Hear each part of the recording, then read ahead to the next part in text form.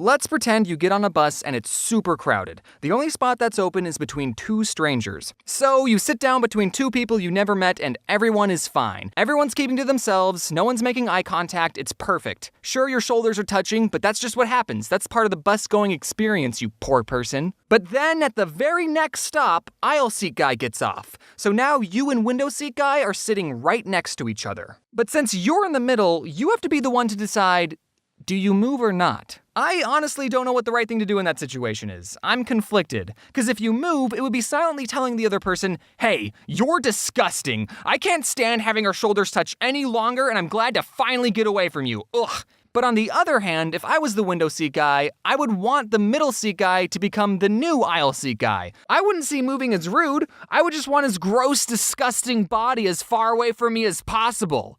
That's not rude. But on the other hand, maybe I'm overthinking everything and most people don't even mind being this close to another human and they aren't struggling socially, I don't know. Now imagine that same situation, but with urinals. If you're in the middle urinal, do you move halfway through to the other urinal? Because I would. Are you supposed to talk to people when you're sitting 2 inches away from them? I always felt like I should say something, like, hey, did you see the game last night?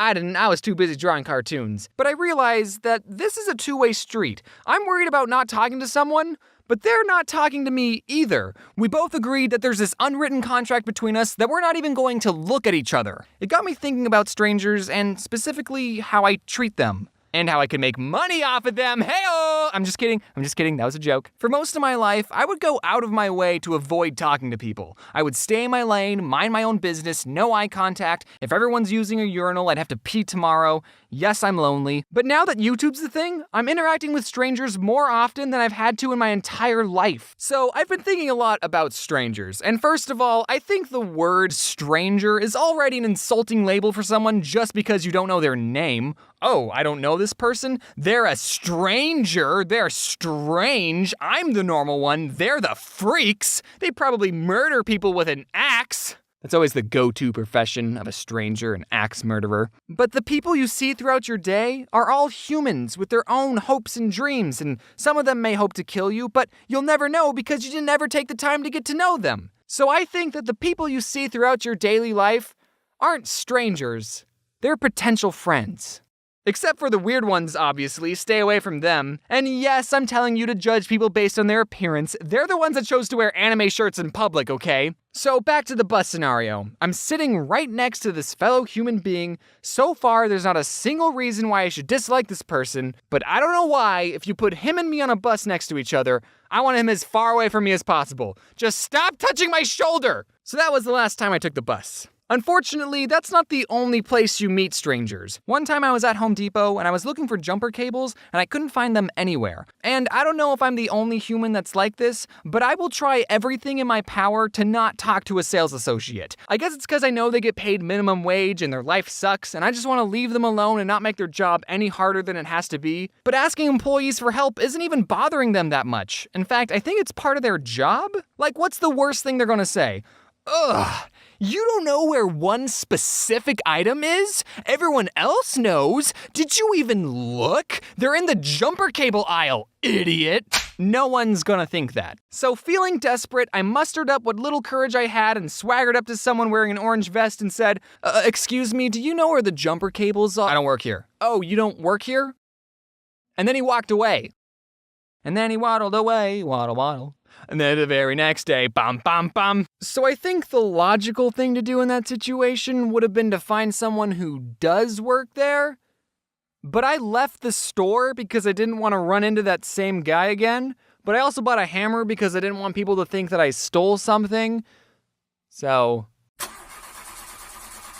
oh yeah. And by the way, if you wear an orange vest to Home Depot, just expect people to ask you for help. Same goes for people who wear red shirts at Target. You'd think I'd learn from my mistakes, but no, I have a bunch more examples. When my book came out, my publisher said that it was going to be carried at Barnes & Noble, and I thought that was super duper cool and wanted to see my book in the wild. Not to buy or anything, just to have a look at. So I took my friend Adam from Something Else YT, and we went to the local Barnes & Noble and started our search. We looked in the humor section, didn't find it. Then we checked the new release section, it wasn't there either. Then we looked at the best-selling section, then the religious section, but we couldn't find the book anywhere. So So either the publisher lied or they had already sold out. But just to be sure, I asked one of the workers, hey, do you guys have a book by The Odd Ones Out? He kind of looks like this. And the worker typed something out on his computer and said, oh yeah, we got those in the back. We just haven't put them out yet. So then he went to the back room, brought out a copy and handed it to me saying, here you go, kid. And I thought, well, frick. I can't just hand it back to the guy and say, oh no, that's okay. I didn't want to buy it. I just wanted to have a look at it. Do you know how inconvenient that would be? So the only less awkward option I could think of was to buy my own book. And you know what? I'd get a couple cents back from this purchase, so it wouldn't have been a total loss. But Adam, being the more sensible one, said, dude, this is ridiculous. You have to come clean. So then he went to the worker and said, so he actually wrote this book. He just wanted to get a look at it, like, in the wild. And the worker said, oh, that's so cool. Do you want to sign our copies? And then I thought, well, hold on. You're not even going to ask me for my ID? How do you know I actually wrote this book and I'm not some guy trying to deface someone else's? And then the guy gave me a whole stack of my books and I signed them all. Last story before I go. I was in the hallway of a building and me and this potential friend crossed paths. He said, hello, and I was going to respond with, hello, and how's it going? But I combined the two and ended up saying, how? And then I jumped out a window and fell to my death. I can't rationalize that behavior. Maybe I spend too much time on the computer and I'm not used to looking at real people's faces, but I'm trying to change. Don't get me wrong, going to conventions and meeting fans has helped me a lot with talking to people. Granted, those conversations are usually one-sided and a real stranger won't already know who I am, but they've still helped me. Now, you might be expecting me to give you advice on overcoming social anxiety, but if you watch this video, you know I'm not the most qualified to give that advice, but I'll try my best. I know it's hard to feel confident and I'm still working on it, but you have to understand that we're all people and we all have things that we're struggling with. And in reality, we're not all watching or caring about every little thing that other people do. We're all too busy worrying about what other people think of us. So with enough practice and believing in yourself, you can show the world your true colors, and I think you'll find that people are a lot nicer than you think. So if you're the middle seat guy on the bus and you have to decide whether or not to move, do whatever you want, no one cares. Just stop touching my shoulders.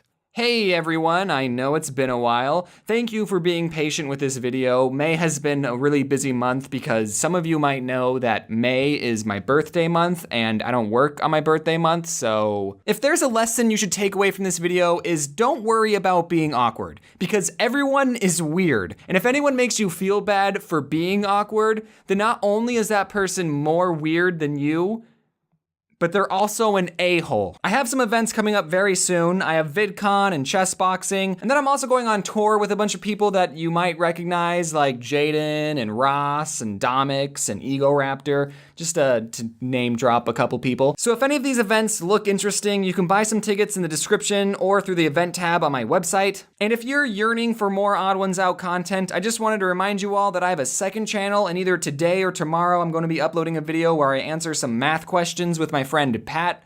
Please watch it. As always, thanks to everyone who worked on this video, and a big thanks to you, dear viewer, for wearing your seatbelt.